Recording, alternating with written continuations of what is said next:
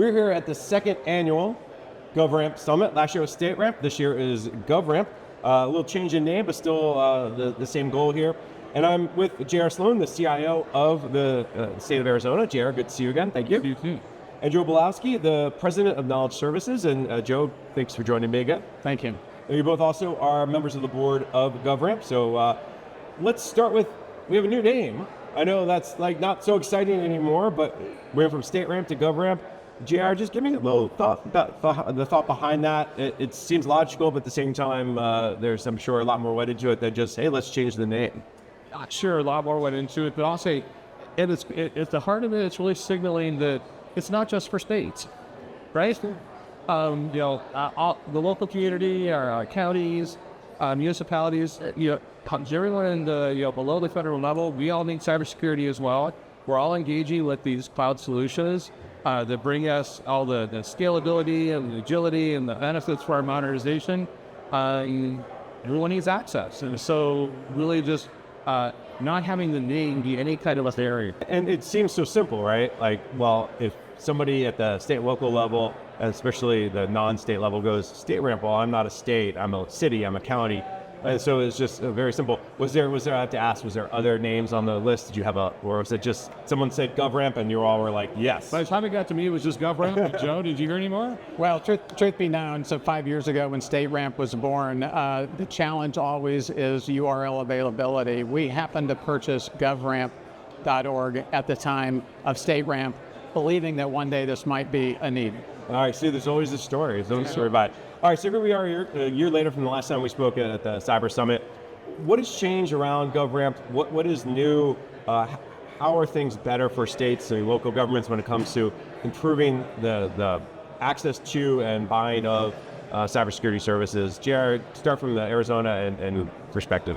So I'll say from my perspective, what I see GovRAMP doing is continuing to pursue continuous improvement, continuing to iterate the benefit from the collaboration with both the government partners as well as the provider partners. And what we're learning from that is, cybersecurity is a journey, right? It's not like you just go from go to destination. And so probably the most significant change is the introduction of a core status that is between, I'll say, your starting point of snapshot and getting into an authorized status. And that just provides another waypoint for, I'll say, the right security review for the right solution. And when you say core status, is this for vendors who say, hey, I want to get on, get approved, get to a certain level, and then get bought? So it's that kind of FedRAMP ready. I'll use the yeah. Go ahead. No, similar. It's actually ahead of the GovRAMP ready status, which you would correlate to FedRAMP ready. But it's a starting point where I'll say, from my perspective as a state, if I have a lower risk, engagement, I can start there. Yeah. And I can either say, if it's low risk, I'm comfortable, we can stay there. Or if I need to get started because I'm project, we got to get moving, but we're seeing the right indications, we can start with core, which gets us a level of review, a level of confidence, and then that supplier can progress. It's that you don't have to wait to the final. You can at least get going. And for a lot of times, projects, as you know, take some time. Yeah. It states no different than the federal government. You don't just get a project done in 3 or 4 months unless if it's a real emergency or something. But generally speaking, Joe, jump in. Well, I might add to that also from a procurement standpoint, that binary choice of you are or you're not puts governments in a precarious position where what if there's no provider that meets it or only one? So now you have this oligopoly that is going to potentially price it accordingly. What the core and the onboarding process throughout these different stages, progressing, snapshot, core, allows governments to make an informed decision on that progression. So can a supplier achieve authorization within 12 months? Okay, I'm willing to accept that risk and hold the supplier accountable. So it's just a way to bring in more innovation and solutions to government. JR mentioned collaboration. That's another key piece to GovRAMP. It always has been, but it continues to evolve. Talk a little bit about because in some ways the GovRAMP, from Joe, your perspective, is in the middle, right? It's that helping the people who are looking for cybersecurity solutions and helping people provide them and laying that conduit. How has that collaboration improved, changed over the last couple of years? Yeah, so there's two. I always look at it from two perspectives. What the GovRAMP team has done from a cybersecurity framework innovation, bringing automation in that process. The PMO similarly is trying to address the process automation for suppliers who aren't fully authorized yet, but don't know who to trust. Where do they turn? Is it competitively priced? And so we've introduced RAMP Exchange, which is a marketplace that has verified suppliers, proven suppliers, 5-star rating that then buyers can look to with confidence to progress down their path. You know it's coming. So a Yelp, open Similar. table, Sure. review, Yeah. consumer reports will go old. Well, it's simple, Yeah. but it's helpful, especially in this complex world where you don't know who to trust, right? And you're dealing with the crown jewels, right? These are our vulnerabilities. Who do I disclose those to? And it's not a public procurement for a private sector organization to announce or they want to announce the need for something that results then, well, if you need that, there must be a vulnerability. Let's go attack that vector. JR, put your CIO hat on from Arizona. React a little bit to what Joe said. If you're looking for a specific cyber service or you have a need and you go to this marketplace, it's going to be the trust but verify approach, I imagine. Well, certainly, but I'll say one of the values that I find, I'll say I'm in my state CIO role, is having GovRAMP as a trusted partner, right? Setting it as a nonprofit organization between the two. We talked about the collaboration, talked about listening, but as that independent party, knowing that your currency is trust, right? I trust that they are doing the right thing for them. Yes, it's a trust but verify, but it's a much easier relationship than trying to transact directly with a provider who, I trust that they probably want to do the right thing, but ultimately they're also trying to sell me something, right? And we get tied up in the liabilities and this and that, and having a partner like GovRAMP as that almost a mediator in the middle, that we can have those also very open and trusted conversations with. And so that's something that I found very cost. And just one more thing occurs to me when we talk about a marketplace with kind of gives people some confidence of what they're buying. In the federal world, which obviously I spend a lot of time in, they have something called CPARS. It's Contract Performance Rating Assessment System. It's this idea of hey, I used Joe and Joe's great, or I gave Joe 4 out of 5 stars. I know I just said Yelp, Consumer Reports. Same thing where if JR has used company X, you can go in and give them a review and say, hey, here's your pros, here's your cons. I would use them again or whatever. Then you, as another state CIO, could look at it and read that. That's Joe. Yeah, similar to that, as well as having a reverse auction. So to me, it's all about how do we not only bring trust, but also we've got to lower the cost for the providers trying to achieve whatever government's status requirements are. So it's difficult especially for the small and medium-sized businesses. They don't have salespeople sitting in their lobby waiting for that next RFP.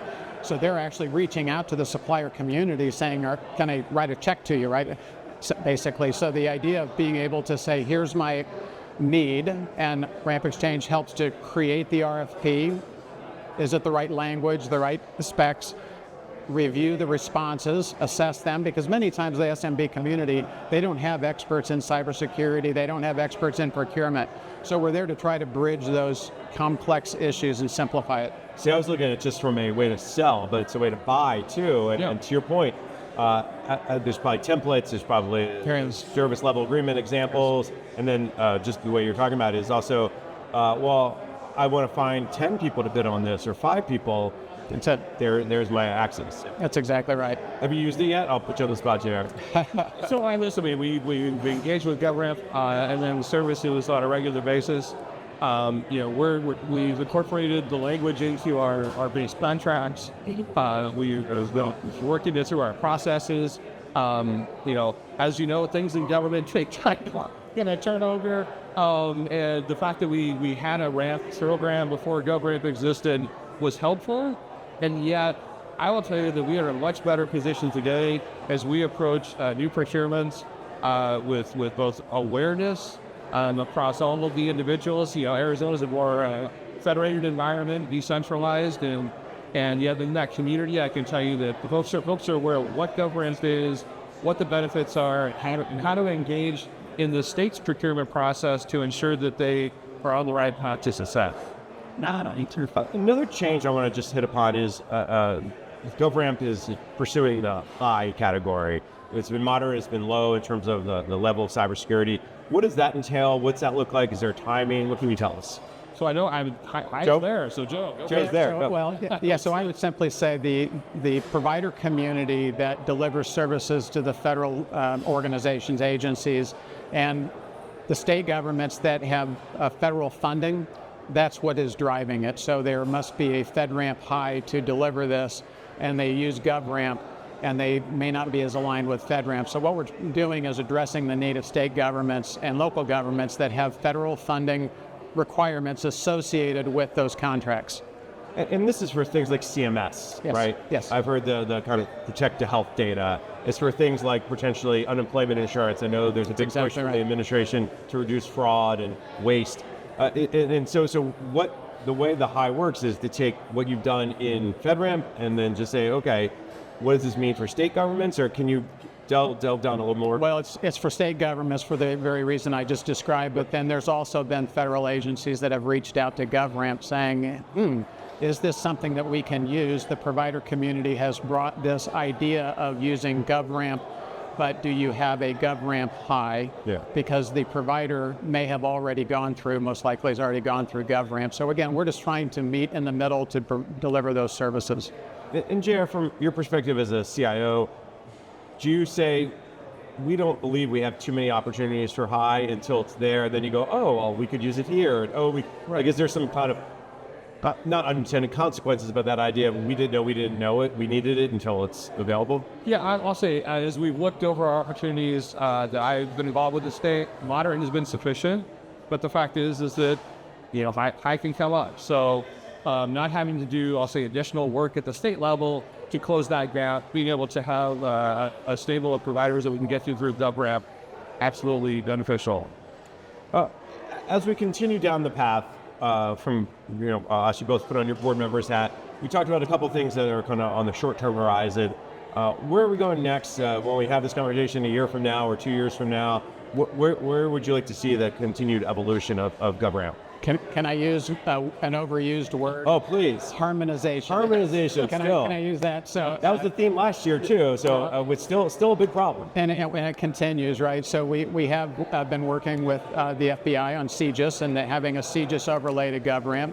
You mentioned CMS, right? So you've got Mars-E and you've got FERPA and FedRAMP and all of these other frameworks. How can we align with overlays? And so that's really what we are doing in the GovRAMP world, whether it's GovRAMP High, whether it is AI. Obviously, those will continue to mature. But at the end of the day, I look at GovRAMP, how do we simplify a very, very complex world? And the fact that we have been able to, as an organization, I don't think JR nor I will ever take credit, can ever take credit for having 33 plus states, 60 plus cities, towns, and other political subdivisions adopting GovRAMP. But in that process of simplifying a framework that everyone can agree to, and then overlaying these other frameworks to make it simpler, more easy for adopting GovRAMP. Real quick, just the overlays, the CGIS is a good example. How many other overlays are in the process or are available? Do you know offhand? What are some of the other ones? There's 4 or 5 overlays. There's several, yeah. Okay. Yes. And NIST 853 or what? Well, so GovRAMP is all based on NIST 853. Right. So we're talking about these overlays will be specific to, as Joe mentioned, CGIS, things like CMS, things like HIPAA. That are going to be those, let's say, generally federal requirements that are extending beyond what the core NIST 853 addressed. And I would add, NIST will always be, in my view, the core standard, but 171's CMMC. Right. Something that is relevant in today's world. We are working actively on that overlay as well. And I'll give you the last word, JR, as well. What would you like to see from a CIO's perspective? What else would be helpful for you to stay for GovRAMP to do, and what are some of those initiatives or ideas you'd love to see them pursue? So I'll say that in my mind, right now it's stay the course, right? We're continuing to see more providers join. As that provider community and ecosystem grows, that's beneficial for every day that I go to work, right? I have the solutions available to meet the needs. I think continuing to listen. I mentioned it earlier. That full role that the government is doing in listening to both sides of the conversation and then being able to be responsive. That's, I think, is a theme you've seen through this interview, is that GovRAMP as an organization is responsive to the needs on both sides, but is also willing to say, do you really need that? Right. Which is healthy. And I think that, if GovRAMP, well, put it this way, if states even came up with a governance structure to run a RAMP process like this, it would be so tied up in overhead and the governance process that being responsive is not a thing. Sure. Right? And I guess maybe sometimes we see evidence of that at the federal level, right? But having it where it's between the two, and it's again, livelihood is based on trust, and so in seeking to be responsive, but responsive in ways that will not compromise that trust. And I think in the end, if it's not delivering value, if people are being frustrated by it, if it's too much paperwork, right, then people are going to move in a different direction. Absolutely. So obviously you guys have found some sort of a formula that seems to work quite well. So it's good to see that, and it's always good to catch up. So let me thank my guest. J.R. Sloan is the Chief Information Officer for the state of Arizona and a board member of GovRAMP. Thank you so much, J.R. It was good to catch up. Thank you. And Joe Bielawski is the President of Knowledge Services as well as a board member of GovRAMP. Joe, thank you as well. Thank you so much. See you.